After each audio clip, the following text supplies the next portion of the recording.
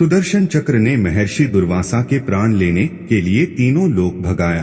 अम्बरीश बड़े धर्मात्मा राजा थे। उनके राज्य में बड़ी सुख शांति थी। धन, वैभव, राज्य, सुख, अधिकार, लोभ, लालच से दूर निश्चिंत होकर वह अपना अधिकतर समय ईश्वर भक्ति में लगाते थे। अपनी सारी संपदा, राज्य आदि सब कुछ वे भगवान विष्णु की समझते थे। उन्हीं के नाम पर वह सबकी देखभाल करते और स्वयं भगवान के भक्त रूप में सरल जीवन बिताते, दान पुण्य परोपकार करते हुए। उन्हें ऐसा लगता जैसे वह सब कार्य स्वयं भगवान उनके हाथों से संपन्न करा रहे हैं। उन्हें लगता था कि ये भौतिक सुख साधना सामग्री सब एक दिन नष्ट हो जाएगी, पर भगवान की भक्ति, उन पर विश्वास उन्हें इस लोक, परलोक तथा सर्वत्र उनके साथ रहेगी। अम्बरीश की ऐसी विरक्ति तथा भक्ति से प्रसन्न होकर भगवान श्री कृष्ण ने अपना सुदर्शन चक्र उनकी रक्षा के लिए नियुक्त कर दिया था।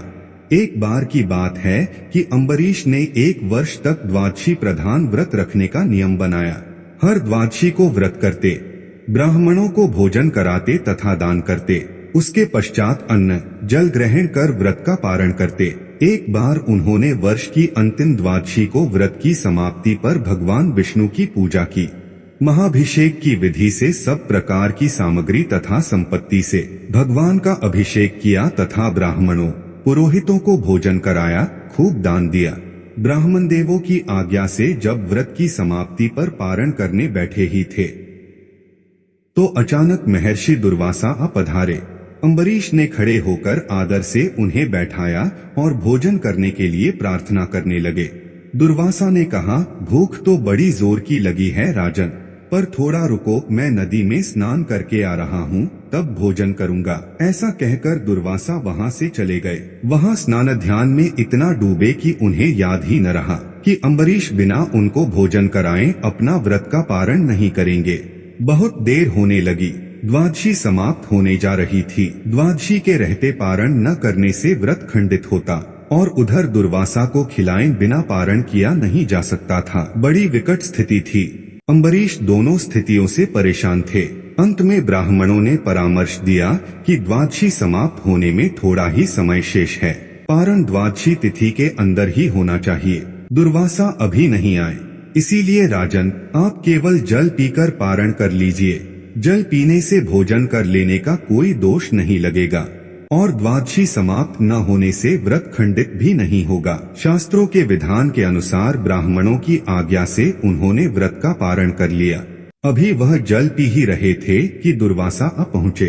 दुर्वासा ने देखा कि मुझ ब्राह्मण को भोजन कराए बिना अम्बरीश ने जल पीकर व्रत का पारण कर लिया। बस फिर क्या था, क्रोध में भरकर शाप देने के लिए हाथ उठाया ही था कि अम्बरीश ने विनय पूर्वक कहा, ऋषिवर, द्वादशी समाप्त होने जा रही थी, आप तब तक आए नहीं, वर्ष भर का व्रत खंडित न हो जाए, इसीलिए ब्राह्मणों ने केवल जल ग्रहण कर पारण की आज्ञा दी थी। जल के सिवा मैंने कुछ भी ग्रहण नहीं किया है। पर दुर्वासा क्रोधित हो जाने पर तो किसी की सुनते नहीं थे। अपनी जटा से एक बाल उखाड़कर जमीन पर पटक कर कहा, लोग मुझे भोजन कराए बिना पारण कर लेने का फल भुगतो। इस बाल से पैदा होने वाली कृत्या अम्बरीश को खा जा। बाल के जमीन पर पड़ते ही एक भयंकर आवाज के साथ कृत्या राक्षसी प्रकट होकर अम्बरीश को खाने के लिए दौड़ी। भक्त पर निरपराध कष्ट आया देख उनकी रक्षा के लिए नियुक्त सुदर्शन चक्र सक्रिय हो उठा। चमककर चक्राकार घूमते हुए कृत्या राक्षसी को मारा, फिर दुर्वासा की ओर बढ़ा। भगवान के सुदर्शन चक्र को अपनी ओर आते देख दुर्वासा घबराकर भागे, पर चक्र उनके पीछे लग गया। कहाँ शाप देकर अम्बरीश को मारने चले थे, कहाँ उनकी अपनी जान पर आ पड़ी। चक्र से बचने के लिए वे भागने लगे। जहाँ कहीं भी छिपने का प्रयास करते, वहीं चक्र उनका पीछा करता। भागते भागते ब्रह्मलोक में ब्रह्मा के पास पहुँचे और चक्र से रक्षा करने के लिए गुहार लगाई। ब्रह्मा बोले, दुर्वासा, मैं तो सृष्टि को बनाने वाला हूँ, किसी की मृत्यु से मेरा कोई संबंध नहीं। आप शिव के पास जाएं, वे महाकाल है, वह शायद आपकी रक्षा करे। दुर्वासा शिव के पास आए और अपनी विपदा सुनाई। दुर्वासा की दशा सुनकर शिव को हंसी आ गई। बोले, दुर्वासा, तुम सबको शाप ही देते फिरते हो, ऋषि होकर क्रोध करते हो। मैं इस चक्र से तुम्हारी रक्षा नहीं कर सकता, क्योंकि यह विष्णु का चक्र है, इसलिए अच्छा हो कि तुम विष्णु के पास जाओ, वही चाहे तो अपने चक्र को वापस कर सकते हैं। दुर्वासा की जान पर आ पड़ी थी। भागे भागे भगवान विष्णु के पास पहुँचे। चक्र भी वहाँ चक्कर लगाता पहुँचा। दुर्वासा ने विष्णु से अपनी प्राण रक्षा की प्रार्थना की। विष्णु बोले, दुर्वासा, तुमने तब से अब तक जितनी भी शक्ति प्राप्त की वह सब क्रोध तथा शाप देने में नष्ट करते रहे। तनिक सी बात पर नाराज होकर झट से शाप दे देते हो। तुम तपस्वी हो, तपस्वी का गुणधर्म क्षमा करना होता है। तुम ही विचार करो, अम्बरीश का क्या अपराध था? मैं तो अपने भक्तों के हृदय में रहता हूँ। अम्बरीश के प्राण पर संकट आया तो मेरे चक्र ने उनकी रक्षा की।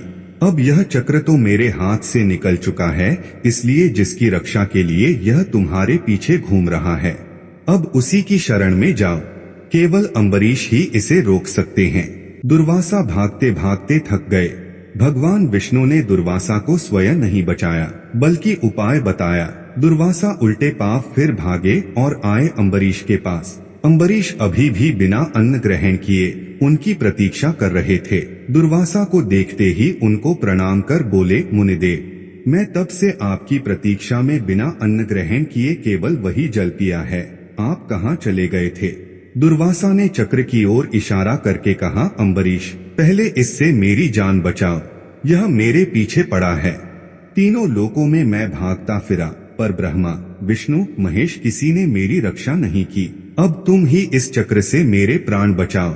अम्बरीश हाथ जोड़कर बोले, मुनिवर, आप अपना क्रोध शांत करें और मुझे क्षमा करें। भगवान विष्णु का यह चक्र भी आपको क्षमा करेगा। अम्बरीश के इस कहते ही चक्र अंतर्धान हो गया।